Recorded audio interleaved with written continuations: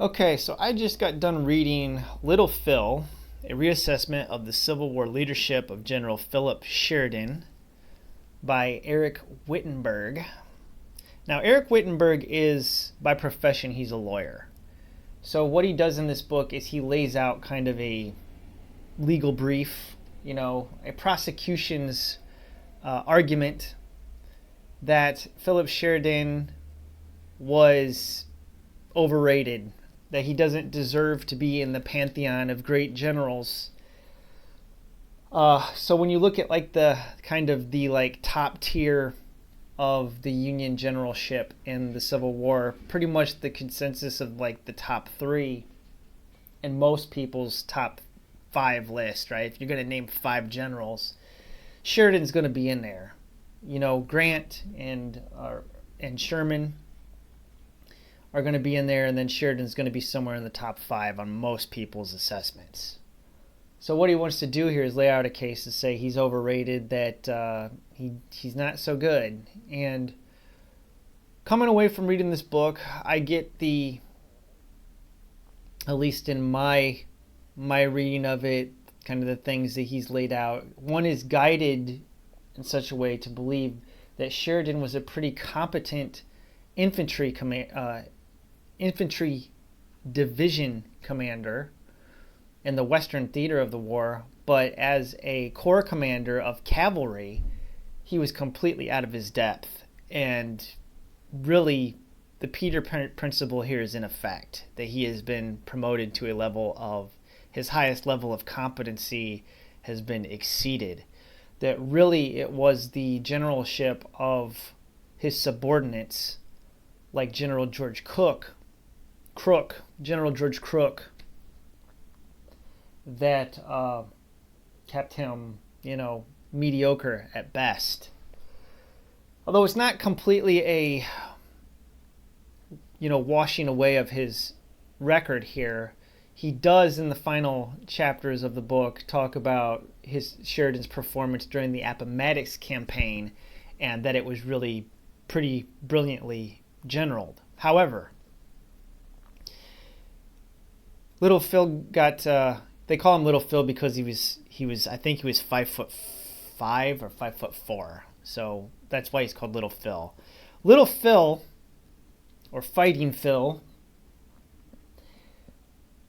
Wittenberg says that during the Shenandoah campaign, where he basically raised the Shenandoah and burned it to the ground, that he got out-generaled by Jubal Early, that he had a force that, it was 3-1 advantage in numbers, and really he didn't go in and attack Early with the tenacity that he should have. That his failure to destroy Early's army prolonged the war quite longer than it needed to go on. Particularly the debacle at Trevilian Station. That's really laid out here, that his failures at Trevilian Station really had an impact on the length of the war, and probably extended the war by at least 6 months, just due to the complete and utter incompetence with which he directed his cavalry corps. So there's also a documented case of insubordination under the Army of the Potomac. He was subordinate to General George Meade, and he got pretty belligerent with Meade. His refusal to carry out Meade's orders led Meade to go to General Grant, and instead of relieving Sheridan of his command, he received an independent command, which I don't know. It's just, this is a pretty devastating case against Sheridan. And if you are a Sheridan fan, you're not going to like this book. So it is pretty negative, though he does highlight some of the positives of Sheridan. He's not completely 100% like Sheridan's terrible, but one comes walking away from this going, yeah, this dude definitely doesn't deserve the accolades he got. And in at least the case of his lifelong friend, General George Crook, Crook never forgave him for the rest of his life. He destroyed a lifelong friendship in his failure to be truthful. So here's Cadet Sheridan. Here's George Crook. This is at West Point. There's Crook there. There's Sheridan in the middle. Sheridan had received a 1-year suspension from West Point because his fiery Irish temper. He got into a fight and was going to stab a man with a bayonet.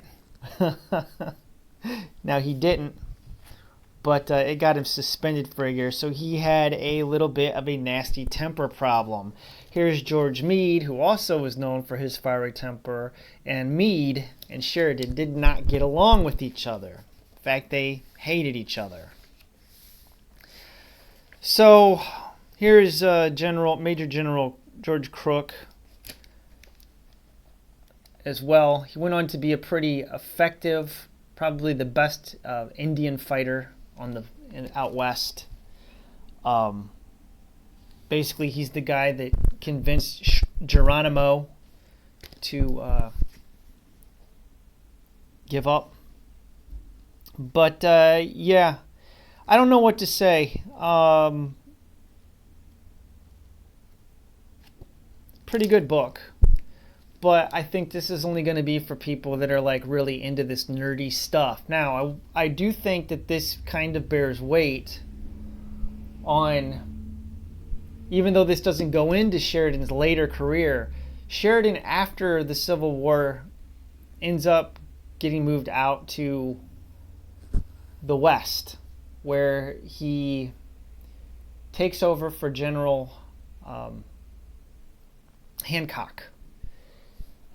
Hancock gets transferred to Texas for the Reconstruction, and Sheridan gets transferred to the Missouri District. And that's not in here, but one has to question and wonder if his generalship is as mediocre as it was in his Civil War period, right?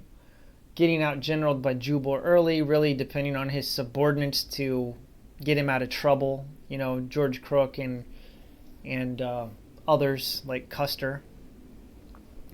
Then maybe his record as a commander in the Indian Wars needs to be reassessed as well. And I don't know if anybody's done that. I don't know. But I don't know. It's just, you know, Sheridan has a record of lying. It's pretty thoroughly documented in here.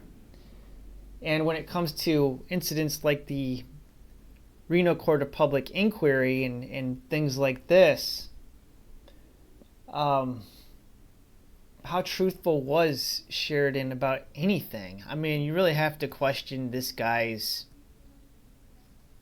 memoirs, his field reports. The dude had a problem with telling the truth. Well, that's all I'm going to say about this book. So I enjoyed reading it, although it's probably not for everybody. Again, the assessment is that as a cavalry corps commander, he didn't deserve that job.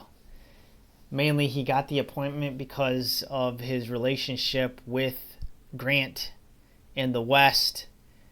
He had very little horse experience. So one wonders, how does a man that only has 90 days of cavalry experience as a brigade commander, okay, he spent 90 days as a cavalry brigade commander, then he goes to command a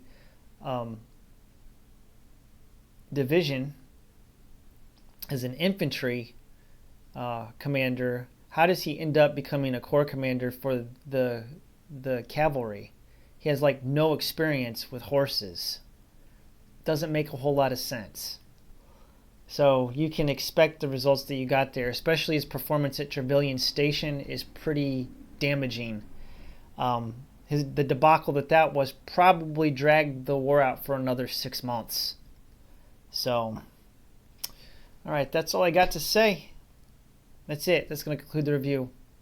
Here it is. Thanks for watching. God bless. Have a wonderful day.